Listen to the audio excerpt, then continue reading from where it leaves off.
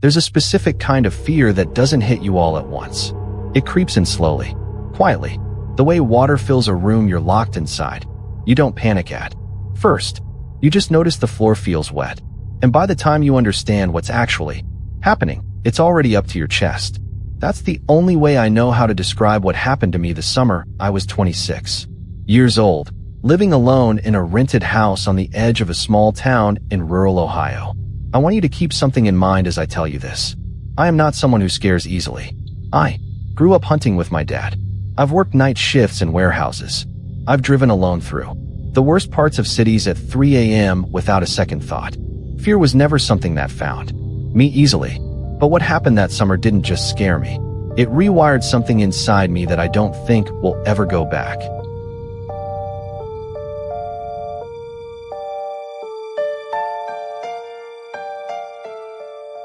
The house was on Delwood Road. Old, but solid. Wide front porch, 3 bedrooms I didn't need, and a backyard that disappeared into a thick tree line. The nearest neighbor was a quarter-mile down a gravel path. That kind of isolation appealed to me back then. I liked the quiet, liked the space, liked the feeling that whatever was mine was only mine. I worked remotely, doing data processing for an insurance company, meaning my entire world existed within those walls most days. Wake up, coffee, laptop, dinner, sleep. Comfortable and boring in the best possible way. The first sign that something was wrong came on a Tuesday night in late June. I woke up at 2:17 a.m. for no reason I could explain. No nightmare, no sound, no alarm. Just awake. Like something inside my body decided it was time to open my eyes right now. I lay there staring at the ceiling fan for a moment. Then I noticed the window across the room. It was cracked open, about 3 inches. Now here's the thing. I hadn't opened that window. Not that day, not that week. It was a sealed, old frame that took serious effort to push up, and I had no memory of touching it. I told myself I must have opened it at some point and simply forgotten. Went back to sleep. Didn't think about it again. That was my first mistake. 2 nights later, I woke up again. Same time, same sudden, unexplained jolt out of sleep. This time, I noticed the back door. It was closed, locked even, but the deadbolt was horizontal. I always left it vertical. Every single night before bed. It was a habit so deep I didn't even consciously think about it anymore. I searched the whole house. Every room, every closet, every corner. Nothing. Nobody. No signs of forced entry. No broken glass. No footprints. I sat at my kitchen table at 2:30 in the morning telling myself I was losing it. That working from home alone for too long was making me paranoid. That I probably turned the deadbolt myself. Without thinking. But I knew that wasn't true. I knew it the way you know when someone is standing behind you in a dark room. Not because you hear them, but because something animal and ancient inside you feels the pressure of another presence nearby. Something was wrong with my house. I just didn't know yet how wrong. For the next 2 weeks, I started paying attention to everything. I kept a note on my phone, logging anything that seemed even slightly off. The chair at my desk moved 2 inches to the left. A kitchen cabinet I always left open was closed. A flashlight I kept on the second shelf of the pantry was now on the third. The smell of cigarette smoke in the hallway one morning. Light, faint, almost like a memory, and I had never smoked a day in my life. Each thing, on its own, meant nothing. Together, they were building a picture I was terrified to look at directly. I called my older brother Marcus in Pittsburgh and told him what was going on. He drove out the following weekend, walked every inch of the property with me, and found nothing wrong. "You've been alone out here too long," he said. "You're starting to see patterns that aren't there." Maybe he was right. I almost let myself believe that. Then I found the footprints. It had rained hard that Thursday night. The backyard was soft and dark and muddy all the way to the tree line. I walked out Friday morning with my coffee and stopped at the edge of the back porch.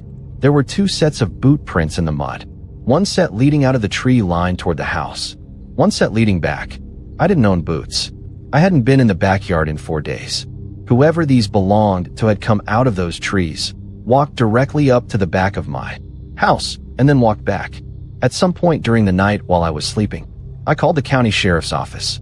A deputy came out, took photos, filed a report, and told me to call if anything else happened. His tone was kind but flat, the tone of someone doing the minimum required. He suggested it could be a trespasser cutting through the property. Hunters use these woods sometimes, he said. It was probably nothing. He drove away. I stood on the porch staring at those footprints until the sun dried them into the earth. That evening, I drove 40 minutes to the nearest Best Buy and bought 2 security cameras. I set one up facing the back door and one inside the hallway that ran the full length of the main floor, both connected to an app on my phone, both recording continuously with motion alerts. I felt better that night than I had in weeks. I ate dinner, watched TV, checked the camera feeds twice, and went to bed with the lights off and both doors locked with the new deadbolt side installed that afternoon. I slept straight through until 6 a.m. No alerts, no disturbances, nothing. For the next 4 days, nothing. I started to genuinely believe that whatever it was had stopped, that the cameras had done their job as a deterrent, that it was over. On the 5th night, my phone buzzed at 1:52 a.m. Motion detected. Hallway camera. I grabbed my phone off the nightstand with shaking hands and opened the app. The hallway footage was black. No lights, no movement. Just empty hallway.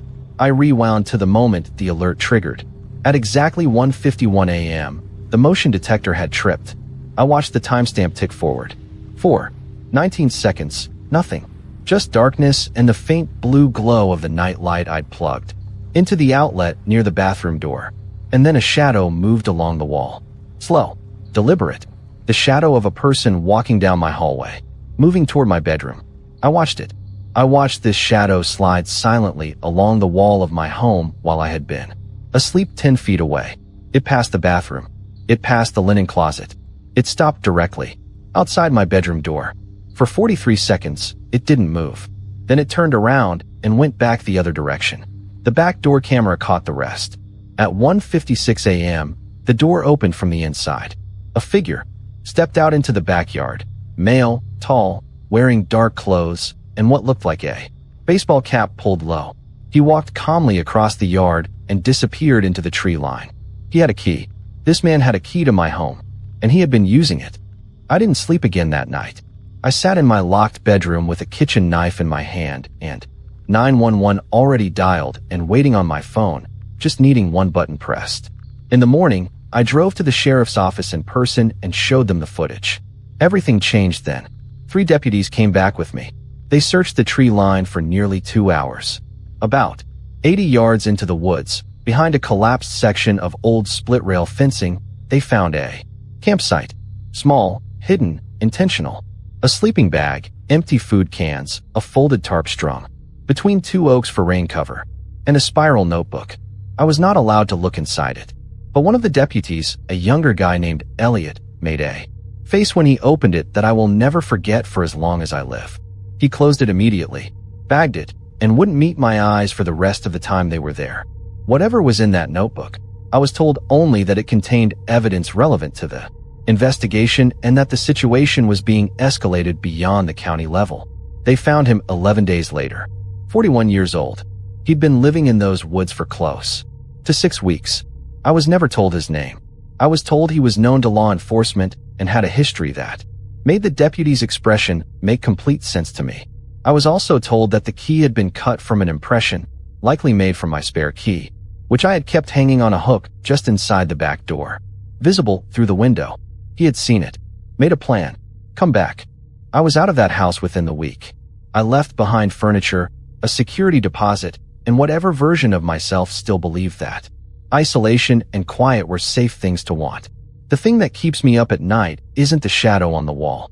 It's the 43 seconds it stood outside my door. Because during those 43 seconds, I was on the other side of that door, asleep, completely unaware. And whatever he was deciding in those 43 seconds, I will spend the rest of my life being grateful he decided to walk away. That night, if something in your home feels wrong, trust it, check it, document it. Don't let anyone, including yourself, convince you that you're imagining things. The most dangerous lie you can tell yourself is that you're probably just tired. If this story stayed with you, subscribe, because the ones coming next don't get any easier to hear. Subscribe for more.